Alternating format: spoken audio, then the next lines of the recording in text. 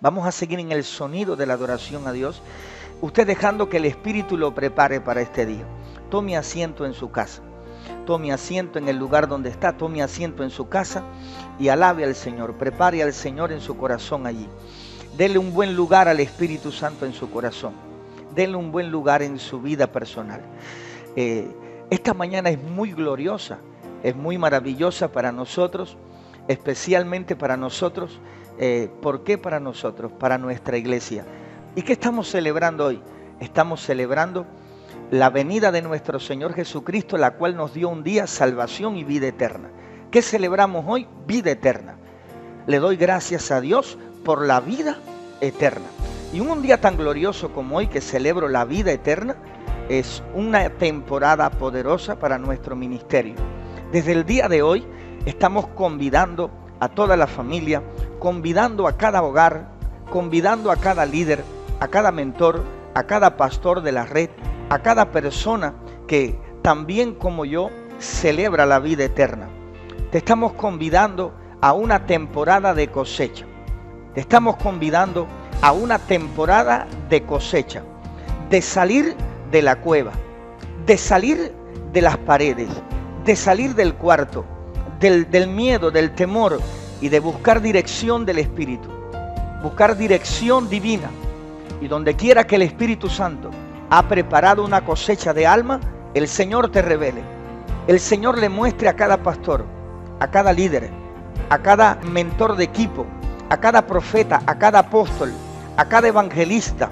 El Señor le esté mostrando desde este día en adelante, a cada profesional, a cada hombre que está en un puesto de eminencia, a cada hombre que está en la justicia, a los abogados, a los doctores, a los maestros, a los deportistas, a los económicos, a los inversionistas, a la gente de negocio, a los políticos, a los militares, en cualquier área donde Dios se ha preparado un hombre vencedor, a ti te estoy hablando. Es tiempo de ir por la cosecha final. Es tiempo de pedirle al Espíritu Santo que Él te muestre en ese pueblo, en esa oficina, en esa organización, en ese nivel donde tú estás operando. El Señor tiene un plan, el Señor tiene un diseño para salvar a sus hijos. El Señor va a salvar su última cosecha que se llaman los vencedores, aquellos que partirán a su presencia, aquellos que irán a la reunión celestial con Él, aquellos que serán librados de la hora de prueba que viene sobre el mundo entero.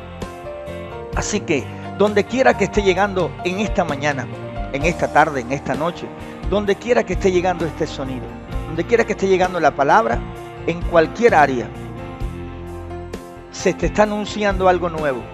Hay un sonido que sale del corazón de Dios, un sonido que sale del lugar santo de Dios, y es el sonido por las almas. Dios está llamando a su pueblo a la gran cosecha. Dios está llamando a sus ministros de Efesios 4:11. Dios está llamando a los hijos que están siendo procesados. Dios está llamando a cada casa, a cada familia, a cada militante, a cada persona que está en posición de eminencia, en la policía, en el partido, en cualquier parte que Dios te haya colocado. Dios te está diciendo: pídeme y te daré revelación del diseño de salvación para los que están a tu alrededor. Tus amigos, tus compañeros, tus familiares, tu jefe, tu director, tu capitán, tu general, como se llame el que esté por encima de ti, al lado tuyo o aún debajo de ti. Dios tiene un plan para ellos. Dios quiere hablarles y Dios quiere salvarlos. Este día es un día glorioso porque comenzamos a tocar trompetas y sonidos hacia todas las redes de nuestro ministerio. ¿Qué comienza en este día? Comienza cosechas de invasión del amor de Dios. ¿Y por qué ustedes se van a mover en esos diseños? Porque nosotros estamos celebrando la fiesta de la Pascua. Estamos celebrando la salvación de las almas. Esta es nuestra fiesta, la fiesta de la salvación de las almas. Gracias al Señor por salvarnos. Gracias al Señor por darnos vida eterna. Y queremos compartir esto con otras personas más, con otras familias. Si tú me estás escuchando y estás oyendo el mensaje, quiero que levantes tu mano y diga conmigo: Padre Celestial, prepara mi corazón y dame revelación del diseño, dame revelación de tu inteligencia, de tu sabiduría para cosechar en este tiempo. En el nombre de Jesús, y todo espíritu de estupor, y todo espíritu de temor, y todo espíritu de engaño, suelta mi vida, suelta mi alma, en el nombre de Jesucristo, por el espíritu de la verdad, por el espíritu eterno. Soy libre para recibir la palabra de verdad. La palabra de verdad entra en mi corazón, entra en mi espíritu y libérame del espíritu de este mundo. En el nombre de Jesús, soy libre. En el nombre de Jesús, soy libre. Amén. Así listo. Vamos a la palabra de Dios. En medio de este tiempo, ¿cómo nosotros vamos a cosechar? ¿Cómo nos preparamos para esta gran tarea y esta gran convocación de las cosechas de alma? Bueno, el tema que vamos a usar para comenzar, y haremos una introducción hoy y el domingo próximo lo vamos a terminar, es evidencia. Póngale así en su libreta, si lo está escuchando, el tema que vamos a compartir se llama evidencia. ¿Cómo vamos a hacer invasión del amor de Dios en esta ocasión? ¿Cómo se va a ir en medio de la Pascua a transmitir la salvación a cualquier otra parte? No la vamos a hacer por un proyecto de la iglesia. Apunten, no será hecha por un programa o proyecto de la iglesia. Será hecha conforme a la evidencia de la salvación que hay en mí. Escríbalo.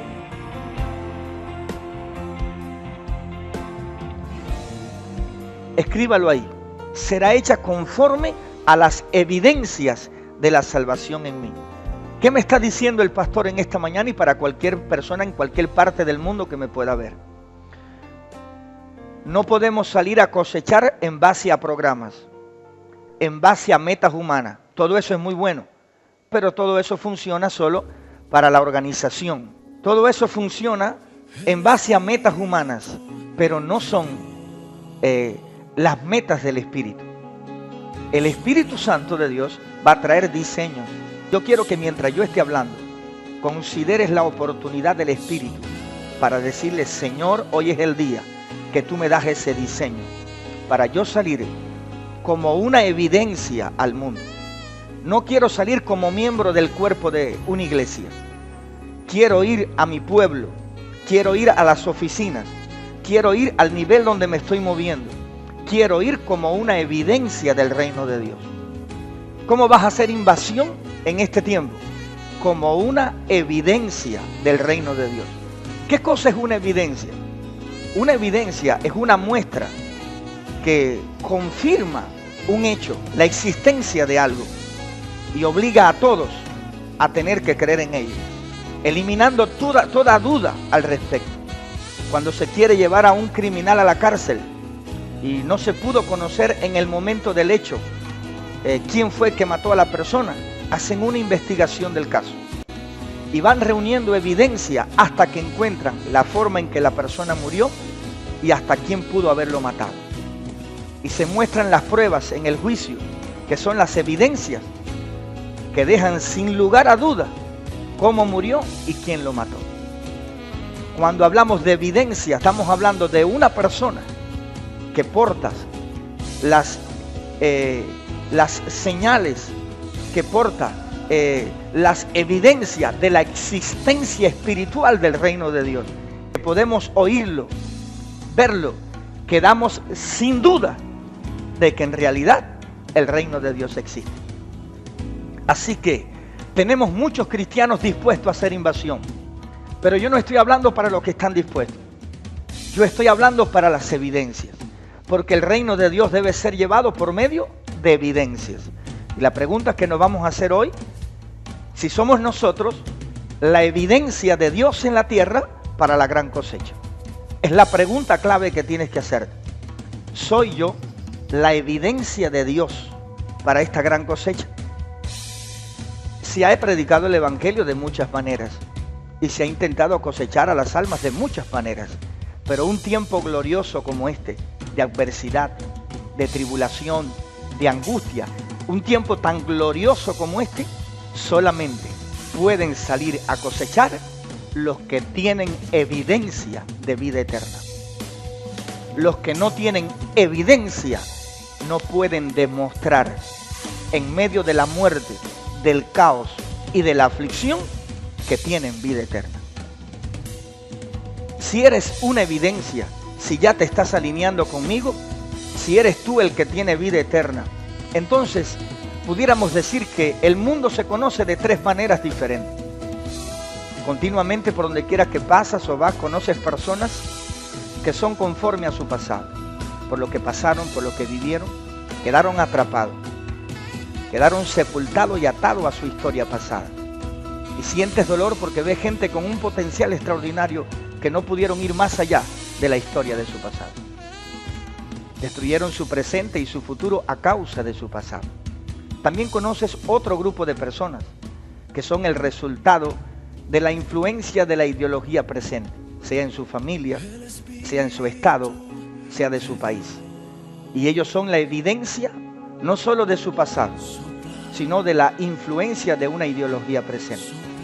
Pero dentro de la sociedad también vas a encontrar un grupo de personas que portan la evidencia que a pesar de su pasado y a pesar de la influencia de las ideologías presentes, ellos traen evidencia de la existencia del reino de Dios.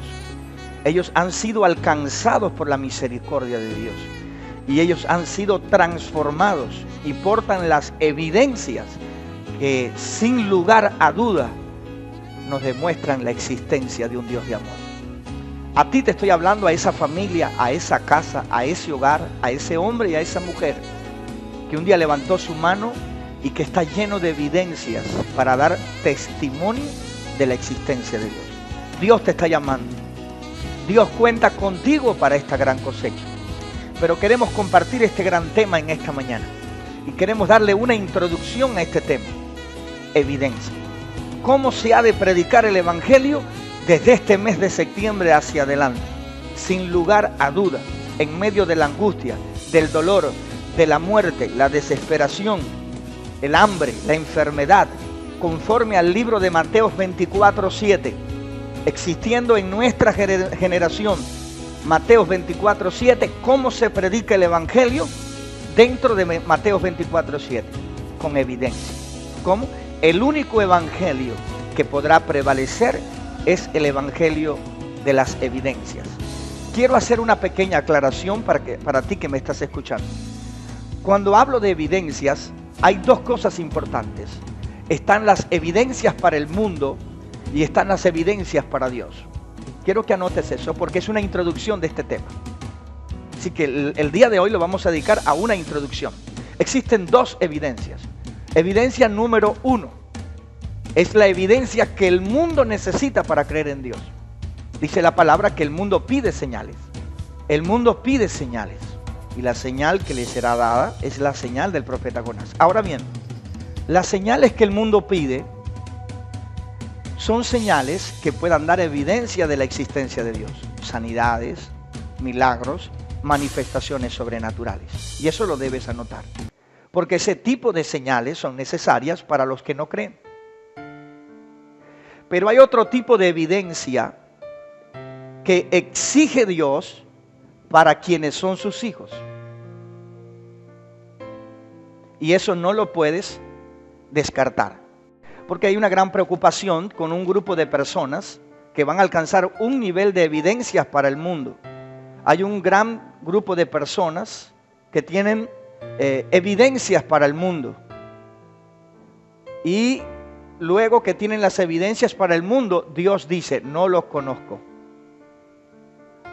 Entonces eso me preocupa porque aunque llegaron a aportar las evidencias para el mundo, no calificaron ¿para quién? Para Dios. Entonces descubrimos que hay dos niveles de evidencias. Las evidencias que el mundo necesita para creer en Dios. Y las evidencias que Dios requiere de aquellos que van a entrar a su presencia. No lo olvide. Los que están en casa anotando deben anotar bien. 2 tipos de evidencias. Las que el mundo necesita para creer en Dios. Señales, milagros, sanidades. Todas estas que tenemos que practicarlas y traerlas, porque un evangelio sin evidencias nadie creería. No hay prueba para demostrar que un Dios espiritual existe. Pero las otras evidencias tienen que ver con la aceptación de Dios hacia nosotros como sus hijos.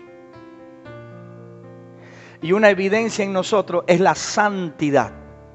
Sin santidad nadie verá al Señor. Y esto es lo único que te separa del mundo.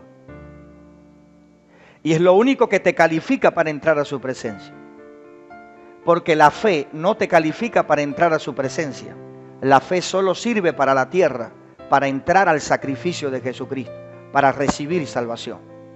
Los demonios también creen, saben que Dios existe. Pero la diferencia entre nosotros y los demonios es que los demonios no se santifican, porque no tienen herencia ni tendrán vida eterna. Por tanto, ellos sabrán, creerán que Dios es real, pero no tienen oportunidad para salvación. Por eso nunca se van a santificar. Pero los hijos de Dios, a diferencia de los demonios, no solo creen, sino que han sido santificados y portan las evidencias de ser los vencedores. Por eso es importante que cada familia y que cada persona esté atento a este estudio, porque entre este día y el próximo domingo vamos a terminar las evidencias. Así que ya les hablé acerca de este comentario necesario para reflexionar. Por tanto, vamos a ver un examen de parte de Dios. Vamos a tomar a Jesucristo y vamos a ir a un pasaje maravilloso donde Él nos muestra su observación sobre este asunto y la necesidad de aprender sobre esto. Jesús está a punto de ir al cielo, se acerca la muerte y la resurrección y está por dejar el mundo en manos de los apóstoles. Su preocupación como maestro es muy grande porque Él necesita estar seguro si las evidencias que Él está dejando están llegando a confirmar la existencia de su Padre. Así que dentro de su equipo de trabajo comienza a hacer un examen para asegurarse si estos realmente podrán invadir el mundo y hacer la cosecha que Dios está esperando. Así que como Jesucristo examinó a sus equipos, también nosotros vamos a examinar nuestro corazón. ¿Qué buscaba Jesús en sus discípulos? Evidencia. Por tanto, vamos a ver el examen de las evidencias. Y les invito a ir conmigo por un momento. Va a ser interesante que podamos compartir en este momento Mateo capítulo 16, del versículo 13 al 19. Mateo capítulo 16, versículo 13 al 19. Con esto en mente, con la introducción que hemos hecho, estamos listos para leer el examen de las evidencias. A modo personal es un criterio, no es que sea así que esté escrito en la Biblia, es a modo personal. Para mí se llama el examen de las evidencias. Mateo capítulo 16, del versículo 13 en adelante. Todos juntos conmigo escuchan la palabra de Dios. Viniendo Jesús a la región de Cesarea de Filipo, preguntó a sus discípulos diciendo: ¿quién dicen los hombres que es el Hijo del Hombre? ¿Qué es esta pregunta? ¿Qué recoge Jesús? ¿Cuál es la evidencia que hay en la tierra acerca de quién? Porque Jesucristo vino a revelar el Hijo del Hombre. Lo que Él estaba haciendo y lo que Él estaba mostrando al mundo que no cree, las señales que Él estaba dando, Él quería saber hasta dónde estaban llegando. Y hizo la primera pregunta. A ver, muchachos, hoy quiero traerlos a la clase de evidencias. Y quiero saber cómo van las cosas del reino de Dios en la tierra. Y hace la primera pregunta y le dice entonces: ¿quién dicen los hombres que es el Hijo del Hombre? Y hace la primera pregunta para poder saber a qué nivel está fluyendo el reino de Dios en la tierra. Y viene la primera respuesta. Ellos dijeron, unos, Juan el Bautista, otros, Elías, otros, Jeremías y algunos de los profetas. En ese momento Jesús se da cuenta que todo lo que está haciendo hasta el momento todavía no ha profundizado lo necesario como para mostrarlo como el Hijo de Dios. Y al escuchar las evidencias que hay, lo que han deducido la gente de las manifestaciones, se da cuenta que todavía no logra mostrar, con todas las evidencias que ha dado, todavía la gente no se logra conectar con el Padre. Y vuelve a hacer otra pregunta. Ya no hizo una pregunta para lo que dice la población. Cambia la pregunta de la población. ¿Qué dice la población? Es como si dijéramos, ¿qué dice la población de la ciudad de La Habana del Hijo de Dios? ¿Qué dice la población de Cuba del Hijo de Dios? Usted pudiera hacerse esa pregunta en su país o en su nación. Se llaman las preguntas de la evidencia. Te la puedes preguntar de esa manera. Pero Jesús hizo dos preguntas para evidencia. Preguntó acerca de qué dice la población. Y la segunda pregunta es, ¿qué dicen ustedes? Y dice, y les dijo, ¿y vosotros quién decís que soy yo? Entonces Jesús se queda muy expectante porque quiere saber todo lo que ha hecho con sus discípulos, qué evidencia, de todas las evidencias que Él le ha mostrado acerca de la existencia de la espiritualidad del reino de Dios. Y entonces, tal parece como que la pregunta se pasa de uno a otro. Y la pregunta hace reflexionar a muchos de ellos. Y solamente uno de ellos levanta la mano, me lo imagino, para los que están diciendo, están buscando si digo alguna herejía, es personal. Y uno de ellos levanta la mano porque todos se quedaron así quietos pensando y diciendo, ahora mismo le dijimos a él lo que el pueblo decía, pero también es nuestro criterio.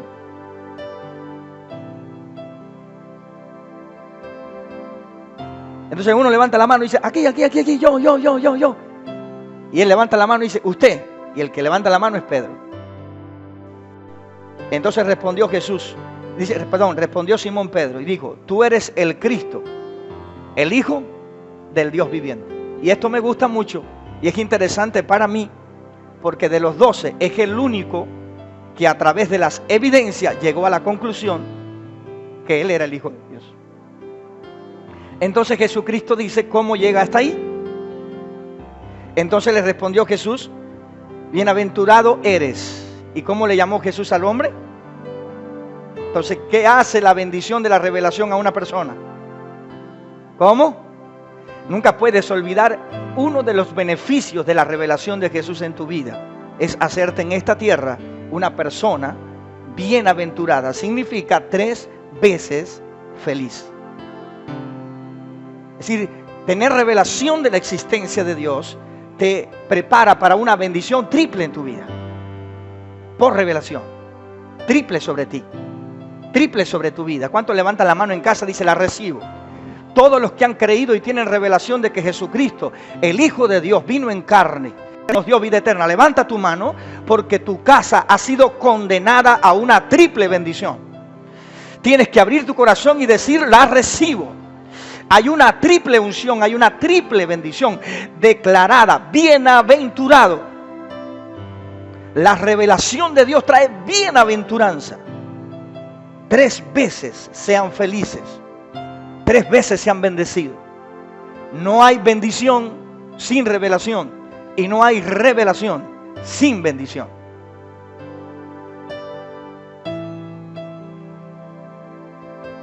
Bienaventurado eres Simón, hijo de Jonás, porque no te lo reveló carne ni sangre, sino mi Padre que estás en los cielos. Y yo también te digo que tú eres Pedro, y sobre esta roca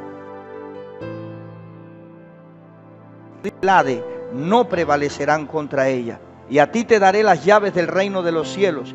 Y todo lo que atares en la tierra será atado en los cielos, y todo lo que desatares en la tierra será desatado en los cielos.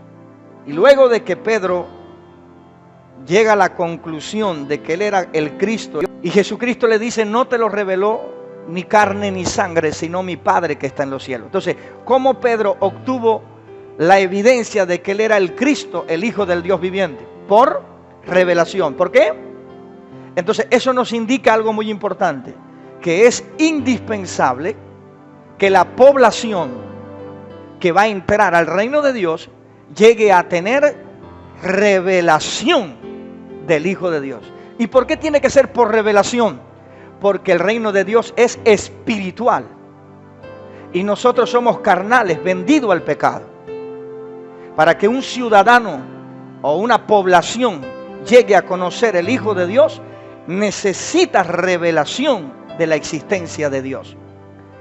Por eso Dios está preparando un remanente que no vaya al mundo a predicar de Cristo, sino que vaya al mundo con las evidencias de la existencia de Cristo.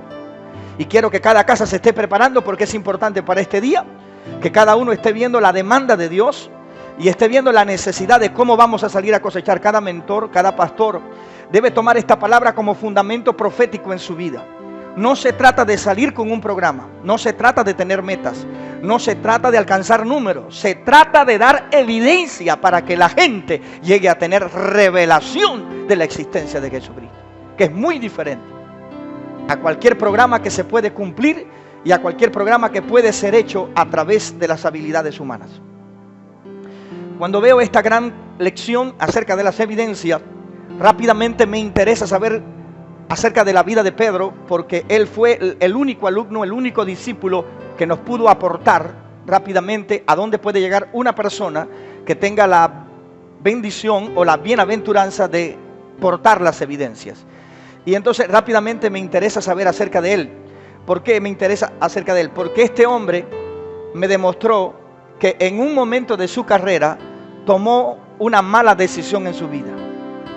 Entonces no quiero hablar del final de Pedro o la vida a media, sino quiero por un momento que podamos ver cómo Pedro llegó hasta aquí y pudo dar este paso adelante, a diferencia de sus hermanos y a diferencia de su equipo que estaba allí. Y quisiera recordarles que Pedro tuvo un encuentro maravilloso en el libro de Lucas capítulo 5. En el libro de Lucas capítulo 5, todos pueden leer en casa y estudiarlo. Y van a encontrar que en el libro de Lucas capítulo 5, Pedro tiene su primer encuentro con Dios a través de Jesucristo. Y el primer encuentro que tiene con Dios tiene que ver con un encuentro. Él conoció el amor y el poder del Señor. Allí van a leer en el pasaje de Lucas capítulo 5 que Jesucristo está enseñando. Y luego que está enseñando se va hacia unas barcas y le pide a Pedro, que salía del mar, que estaba lavando sus redes, que había pasado la noche pescando, ustedes conocen la historia, y se iba de vuelta a casa. Jesucristo se dirige a Pedro y le dice: préstame la barca. Y dice que tuvo que rogarle, porque Pedro ya estaba totalmente enfocado en regresar a casa. Estaba en su vida diaria, en su profesión, había terminado su trabajo y regresaba a casa. Jesucristo llega en el momento que él está experimentando en su vida escasez. Está totalmente un día defraudado y a pesar de haber usado todo su potencial, todas sus habilidades y su profesión, no logró nada ese día. Regresaba a casa sin nada, sin peces y sin nada. Jesús aparece en un momento oportuno de su vida, en una tribulación personal. Por tanto, la cabeza de Pedro está metido en que no tiene nada y Jesús necesita su barca. Lo menos que quiere Pedro es prestar o estar deteniéndose más tiempo en el mar. Sucede que Jesús al final toma su barca y le da una palabra: boga mar adentro para pescar. Pedro tiene unas palabras nuevamente con Jesús y le dice: bueno, más en tu palabra echaré la red. Y recordamos la historia que Pedro se dirige hacia adentro, hacia la dirección donde Jesús le dijo, tiró las redes y cuando fue a alarlas se descubre que las redes están llenas de peces, no puede alarlas por sí solo, tiene que hacerle señas a los hermanos que están en la esquina. Y al final de todo sucede esta historia maravillosa. Viendo esto, Simón Pedro cayó de rodillas ante Jesús diciendo: apártate de mí, Señor, porque soy hombre pecador. Y dice la palabra: porque por la pesca que había hecho, el temor se había apoderado de él y de todos los que estaban con él. Entonces, cuando Jesús manifestó una evidencia de ser Dios y ordenó a los peces entrar en la red, y Pedro tuvo el beneficio de la manifestación, al momento quedó tocado por la manifestación y entendió que el hombre que estaba en la barca no solamente era maestro, sino que era una persona tan espiritual que tenía poderes para ordenarle a los peces del mar que entraran en su propia red. Y él lo único que consideró que estaba frente a una persona divina, estaba frente a una divinidad, y se humilló y le dijo: Señor, apártate de mí. Primero le dijo maestro y ahora le estaba diciendo Señor. Y allí en la barca Pedro tuvo su primera evidencia de que Jesús, el predicador, Jesús, el maestro, era el Señor. Porque fue beneficiado con el poder que salió del Señor. ¿Qué hizo que Pedro quedara sin duda de que él era Jesús el Señor? Las evidencias. Su red fue milagrosamente llena de peces y él solo no pudo vaciarla. Necesitó que otras barcas vinieran a ayudarle. Y aquella manifestación tocó el corazón de Pedro. Vaya mirando usted. Esta primera experiencia maravillosa y gloriosa le mostró a Jesucristo como el Señor y el proveedor. Y Pedro recibe allí en su barca y recibe de manera gloriosa aquel momento maravilloso.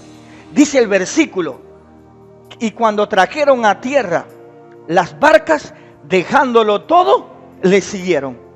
¡Qué maravilloso! ¡Qué glorioso! Cómo Jesús cosechó a Pedro. Cómo Jesús logró que él y todos los que estaban allí dejaran las barcas y le siguieran. Porque todo el mundo le siguió porque tenía una evidencia.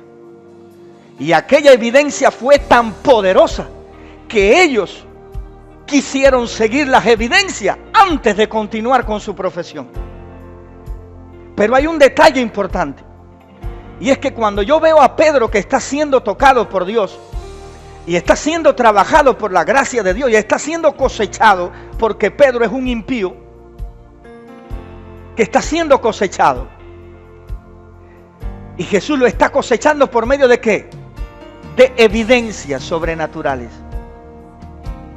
Y podemos observar algo importante, y es que en este capítulo podemos ver que Pedro, cuando llegó allá al libro de Mateo y está diciendo tú eres el Cristo, el Hijo del Dios viviente, es porque ya Pedro venía reuniendo evidencia acerca de quién, de la manifestación de este hombre. Y Pedro llegó a la conclusión de que él era el Cristo, el Hijo del Dios viviente. Yo no sé a qué conclusión tú has llegado todavía de quién es el Cristo en tu vida. Y cuántas cosas en tu vida habrán cambiado por tener a Cristo. Vamos a ver Lucas capítulo 22, del versículo 47 al 62. Estamos terminando la introducción. Lucas capítulo 22, del versículo 47 al 62. ¿Qué van a encontrar? Van a encontrar una historia que no les va a gustar mucho. ¿Qué parte de la historia no nos va a gustar? En esta parte sucede el arresto de Jesús. Y llega el día en que Jesús va a ser arrestado. Están en el monte de los olivos y llegan los guardias para arrestar a Jesús. La historia cuenta que Pedro, enojado, fue el primero que salió para defenderle. Y tomó algo que portaba en su cintura, que tenía siempre ajustado sobre él. Tomó una espada y cortó la oreja de un soldado. Gracias que nuestro Dios tiene poder para restaurar orejas, y las restauró. Si no, Pedro hubiera sido llevado juntamente con Jesús o lo hubieran matado ahí mismo. Gracias al milagro de Jesús, Pedro queda otra vez vivo y libre, y los guardias no se lo llevan porque hubo un milagro. Así que la vida de Pedro otra vez vuelve a quedar libre por medio de una evidencia espiritual. Pedro se queda mirando aquello, queda atónito, se llevan a Jesús y Pedro comienza a seguir a Jesús de lejos. Pero recordemos que Pedro ya ha tenido un encuentro maravilloso y es el segundo. Vio pesca milagrosa, vio la multiplicación de los panes. Pedro ha pasado por un proceso de 3 años extraordinario. Tiene suficiente evidencia. Y ahora llega el arresto de Jesús y para colmo, la oreja que él picó con su espada, Jesús la restaura para librar su vida. Era un desacato a la autoridad. Los romanos lo iban a matar sin pensar. Así que Dios le salvó la vida con un milagro. Y me imagino que negoció su libertad en ese momento. Por favor, déjalo así. Mira que te restauré la oreja. Por favor, déjalo vivo. Porque era un desacato a la autoridad. Así que Pedro comienza a seguir a Jesús de lejos. Van a leer el capítulo. Y sucede que cuando Pedro comienza a ver que a Jesús lo golpean, le dan golpe, comienza a ver el martirio de su cuerpo. Él entraba escondido entre la gente y le dijeron: oye, ¿tú no eres de ellos? Y Pedro dijo: no, yo no conozco a ese hombre. Luego se mete entre otro grupo y le dicen: oye, tú eres de esa gente porque tú hablas como ellos. Y Pedro dijo: no, yo no conozco a ese hombre, yo nunca he andado con esa gente. Y luego se mete entre otro grupo y otro grupo lo vuelve a descubrir y dice: maldita sea que no conozco a ese hombre, y cantó el gallo. Y Pedro se acordó que Jesús le dijo un día que lo negaría. Y Pedro dijo que es imposible poder un hombre negar cuando tiene la revelación de un Cristo tan poderoso como él. Entonces ese pedazo me dejó un poco que muy dolido, porque era imposible que un hombre cargara tanta revelación y que no estuviera dispuesto a morir por ella. Eso me estremeció profundamente y me puso a pensar como hijo de Dios. Realmente lo que el mundo requiere no es lo mismo que Dios requiere. Realmente el pecador lo salva la señal, pero no lo hace heredero de Dios. Así que tenés que aprender algo, que aunque te salva la fe, serás heredero por santidad. Tenés que saber que una cosa es ser salvo y otra cosa es ser heredero de eterna salvación. Así que en Pedro podemos ver una historia bastante necesitamos estudiarla, porque hay algo escondido que Dios nos quiere enseñar. Porque fue el mismo de la clase que dijo: tú eres el Cristo. Fue el mismo que en la barca dijo: apártate de mí, porque tú eres Señor. Fue el que vio la multiplicación de los panes y fue el primero que estuvo dispuesto a arrancarle la oreja a un soldado. Entonces aprendí 5 o 6 cosas mientras miraba este pasaje, y el Espíritu Santo me decía: necesito un tipo de hombre diferente, procesado, no solo convencido, sino transformado. Y aprendí que Pedro estaba convencido, pero no estaba convertido. Y esto tienes que anotarlo en tu libreta. Toda la revelación que Pedro tuvo lo llevó a ser convencido de que era el Cristo. Pero Pedro no se consagró a esa revelación. Y nos lo enseña que todavía caminaba con la espada junto a Jesús. Entonces yo voy a tomar esa espada para identificar qué pudiera ser en nosotros una espada también, aun cuando tenemos experiencia de que Cristo es real. Y que no vayamos a pagar 2 veces por el mismo error. Mi trabajo es entrenarte hoy en la introducción y que tú y yo podamos revisar si hemos caminado en una experiencia real, con una evidencia real de que Cristo existe. Pero tenemos que revisar, no sea cosa que estemos convencidos a causa de la evidencia, pero que no estemos convertidos todavía. Así que como convencido no se cosecha como evidencia, como convertido. La demanda de Dios ahora no son convencidos. La demanda de Dios ahora es que cada familia pueda manifestarse como una familia convertida. Tenemos mucha gente convencida, pero muy poca gente convertida.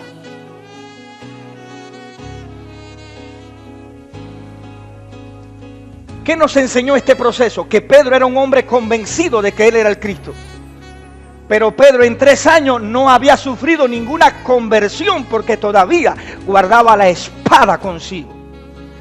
¿Qué representa la espada para Pedro? Su orgullo, su talento, su preparación, su fuerza, su habilidad humana. ¿Con qué defendió a Cristo? Con su habilidad, con su fuerza, con su espada. ¿Y qué nos enseñó el Señor ese día?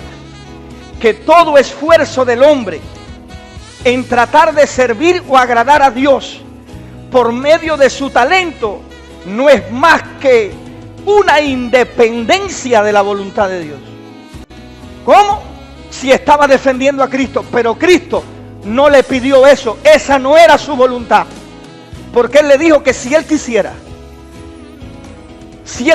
que ser defendido, lo hubiera pedido al Padre y Él hubiera enviado un ejército de ángeles y lo hubieran defendido.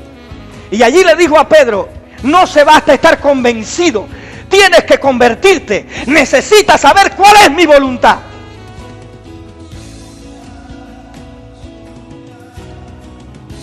Tenemos mucha gente viajando por años dentro de la iglesia, desde Efesios 4:11 hasta el cuerpo natural. Y tenemos mucha gente navegando por años dentro de la iglesia y dentro de este mundo. Tenemos mucha gente convencida, pero tenemos muy poca gente convertida. Y quiero dar ese detalle para terminar rápido. ¿Qué pudiera ser? ¿Cómo puedo identificar en mi vida que puedo estar como Pedro? Portar una revelación de la existencia de Dios. Tener evidencia de su existencia. Y que solamente haya llegado hasta ser convencido y que yo no me haya convertido. ¿Cómo puedo identificar esto en mi vida?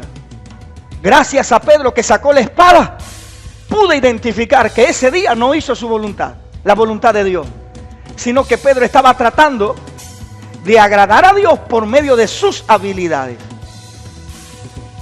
Y quiero que escriba esto, porque es importante.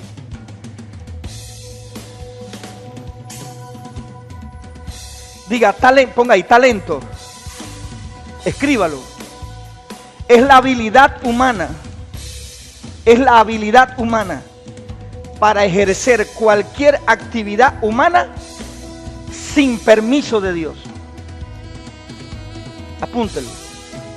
Una persona talentosa siempre será una persona orgullosa.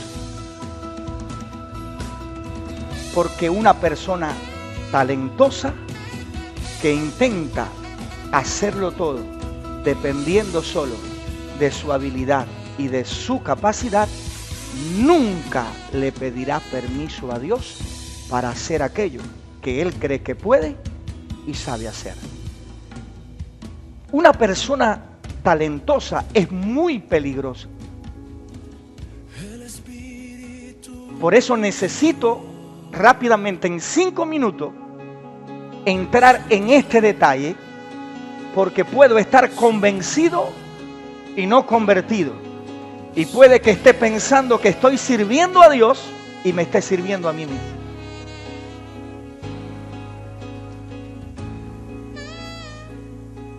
Apunte, los que están en casa.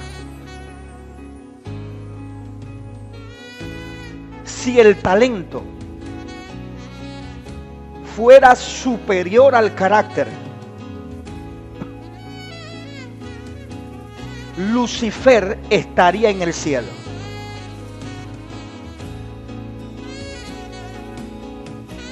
Ezequiel capítulo 28, del versículo 15 al 18, estúdielo en casa y descubra cuál era el pensamiento de Lucifer,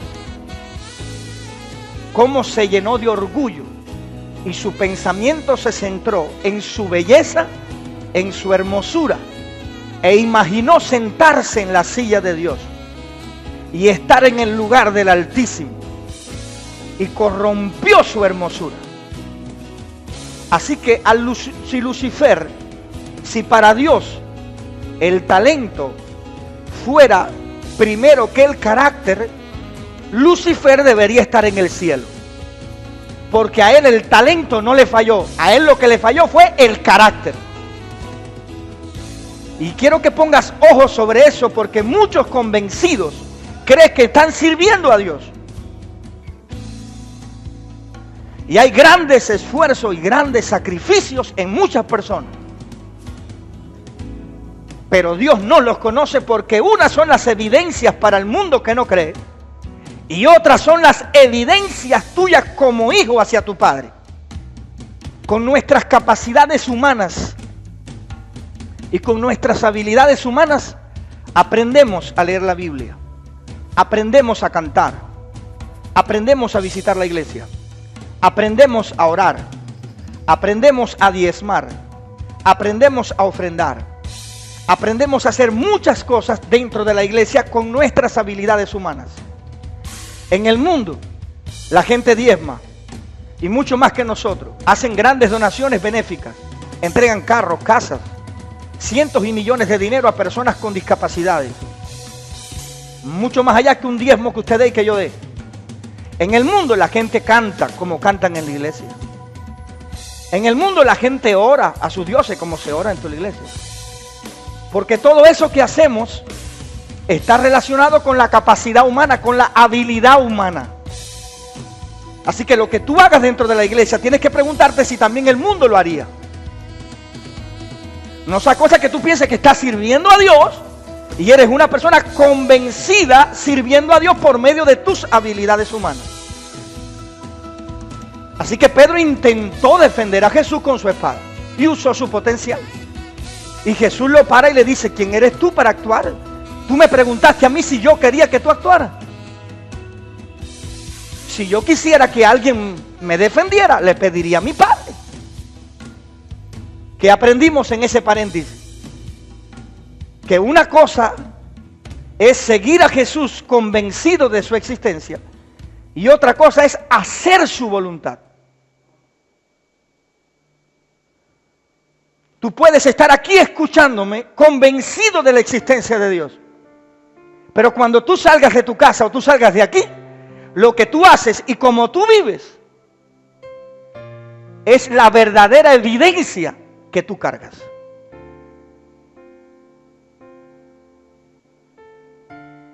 ¿Estaré convencido o estaré convertido? ¿Estoy sirviendo a Dios por medio de mis habilidades humanas o estoy sirviendo a Dios por medio del Espíritu? Porque solo se puede servir a Dios desde el Espíritu. Y ahí vienen los nacidos de nuevo. Pedro no era un nacido de nuevo. Pedro era hasta entonces un convencido por las evidencias. Por eso cuando Cristo resucitó, tuvo que aparecer a sus discípulos y soplar sobre ellos el Espíritu. Porque los 12 estaban llenos de miedo y de temor y de terror en un cuarto. Y uno de los apóstoles, llamado Tomás, un apóstol de la duda, 3 años con él, y dijo: si no pongo mi dedo y meto mi mano, no creeré. Esos son los convencidos que en el momento de crisis, de hambre, de peste, se guardan y tienen miedo. Pero cuando el sol brilla y todo está bien, son triunfadores.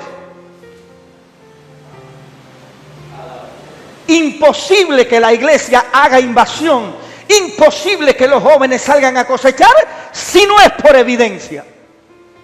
Hay demasiados recursos y demasiado miedo y demasiada tiniebla en la atmósfera y en la ideología de la gente para que la gente se mueva por fe. Los que se muevan a partir de hoy es porque tienen evidencia de vida eterna. Y si viven para el Señor, viven. Y si mueren para el Señor, mueren. Toda persona que está sirviendo a Dios, escríbalo, ya estoy terminando. Toda persona que está sirviendo a Dios, convencido de su existencia, por medio de sus habilidades humanas, es un inconverso.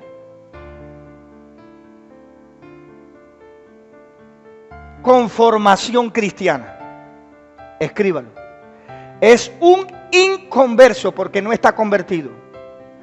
Toda persona que lleva años, días, líder, mentor, pastor, sirviendo a Dios por medio de sus habilidades humanas, potencial y talento, es un inconverso dentro de la iglesia en el altar con formación cristiana. En cualquier área y en cualquier oficina que se encuentre, economía, sonido, audiovisuales, altar, cocina, administración, proyecto, construcción, cualquier área de la iglesia donde una persona sirva a Dios por medio de sus habilidades humanas, es un inconverso con formación cristiana.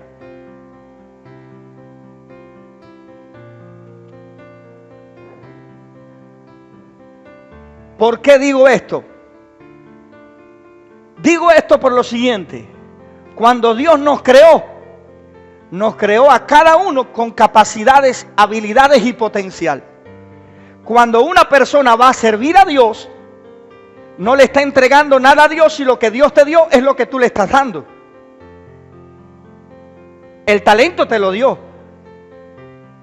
El potencial te lo dio Dios. Cuando nosotros vamos a servir a Dios, Dios espera una sola cosa de nosotros: que le entreguemos nuestra voluntad.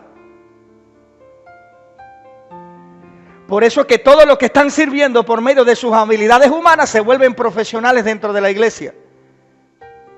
Sirven de acuerdo con un contenido de trabajo, pero al final del camino siguen haciendo con su vida lo que le da la gana. Porque nunca entregan su voluntad.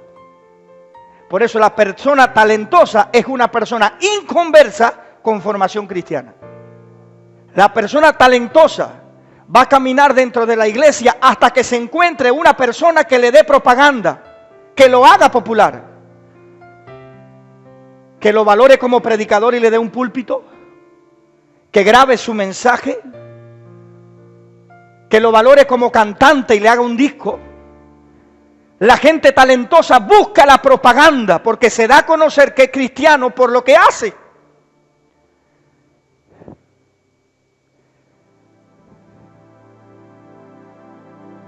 Yo sé que este mensaje no era el que esperaban para la cosecha, pero no voy a repetir ningún ciclo más. Prefiero cosechar con 4 hombres porque 5 solamente, 20 hombres pueden perseguir a 100. Y esta fue la revelación que Dios me dio. ¿Quiénes son esos pocos hombres? Esos pocos hombres no solo son 2 que se ponen de acuerdo, son 2 evidencias transformadas. Y me manifestaré como mis testigos en la tierra y haré con ellos señales y milagros, pero ellos cargan las evidencias para el mundo y las evidencias para mí. Son mis hijos.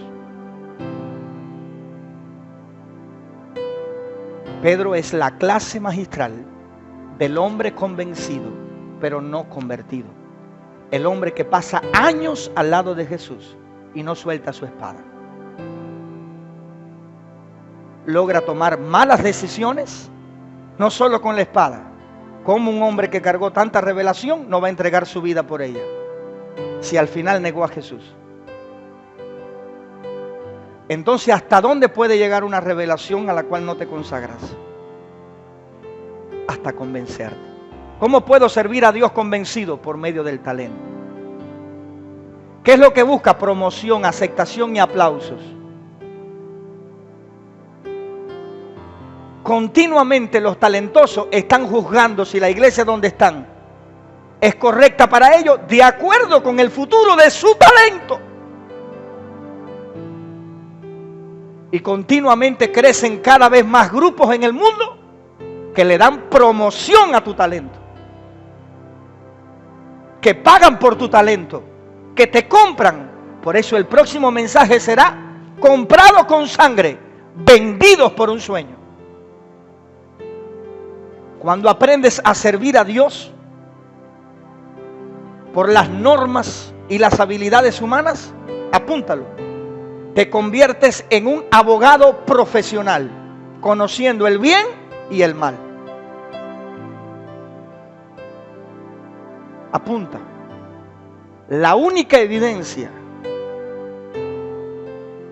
de un convertido es renunciar a su voluntad y entregársela a Dios. Apúntalo. La única evidencia de un convertido es renunciar a su voluntad y entregársela a Dios. Si estoy hablando con alguien que ama demasiado su profesión, es solo para que tú medites.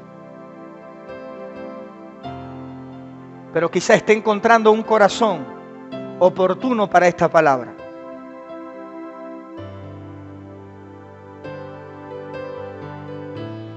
¿Cuál fue la motivación de Lucifer para rebelarse?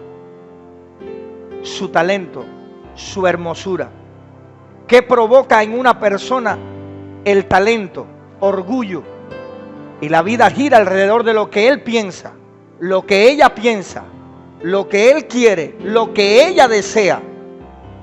La persona talentosa es orgullosa y siempre tomará decisiones independientes a sus padres, independiente a la autoridad, porque se ve autosuficiente a través de su talento. La persona talentosa siempre se cree autosuficiente. Siempre está siendo tentada al orgullo y a la independencia. Por eso cuando toma una decisión con su vida, solamente le cuenta a sus padres o a su autoridad lo que decidió. Y solo espera de ellos que aprueben lo que decidió. Porque ella o él es suficiente para saber si es correcto o no. Porque ese es el orgullo de la persona. Te hace independiente. Y eso fue lo que hizo que Lucifer cayera del cielo. No fue su talento, fue la falta de carácter. Y continuamente vemos a una iglesia caer de la gracia de Dios por no tener carácter. Toda persona talentosa, su meta va a ser la autosatisfacción. Apúntalo. Toda persona talentosa que vive solo de su profesión y orgulloso de ser lo que es, siempre se va a ofender con la cultura del reino de Dios. Apúntalo. Toda persona talentosa siempre tendrá como meta, y terminé, la autosatisfacción. Por lo cual siempre se va a ofender con la cultura del reino de Dios. ¿Cuál es la cultura del reino de Dios? Número 1, la muerte al yo. Número 2, el sacrificio continuo para servir a Dios. Y número 3, la sujeción y la obediencia a Dios y a sus autoridades. Y escriba este final. La persona talentosa continuamente sus emociones modifican la asignación de Dios para su vida.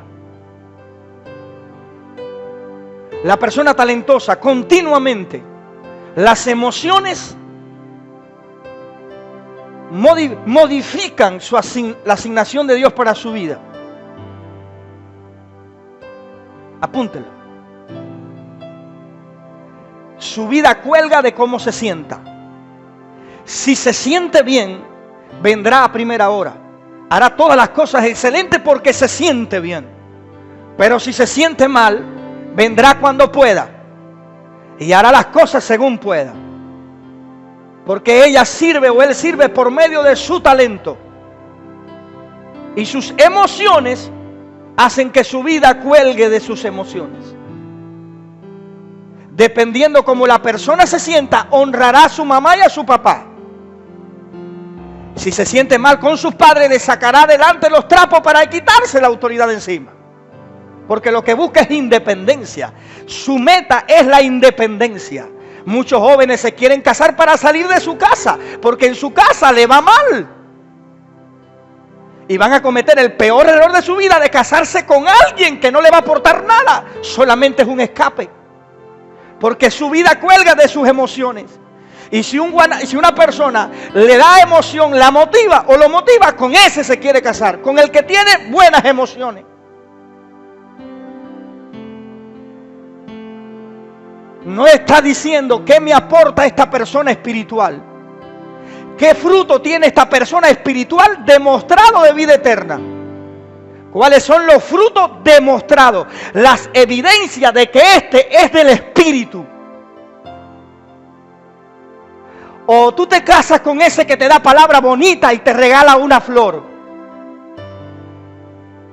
Ese que descubrió que tú estás en el mundo del abandono. Aquel que descubrió que es certificado. ¿Qué revelación tiene aquel para descubrir una muchacha que está sola, media bobatronta, atontada con problemas en su vida? Un muchacho que está solo, atontado. ¿Con quién te vas a casar? Con el que emocionalmente te hace sentir alegre. Pues tendrás que convertirlo en una nota musical para tu vida.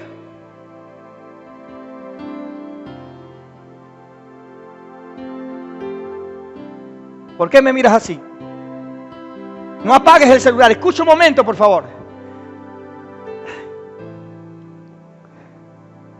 La gente talentosa siempre modifica la asignación de Dios por cómo se siente. Hemos estado rodeados de gente talentosa, maravillosa y preciosa, que hoy no está aquí porque entregó su futuro a su estado emocional. Y eso no significa que no lo seguirán haciendo. La vida de Pedro es un proceso de enseñanza acerca de las evidencias. Espero que hasta aquí estés meditando en el tema de hoy: evidencias del reino de Dios. Y a pesar de mí, siempre tú estarás. Yo soy para ti.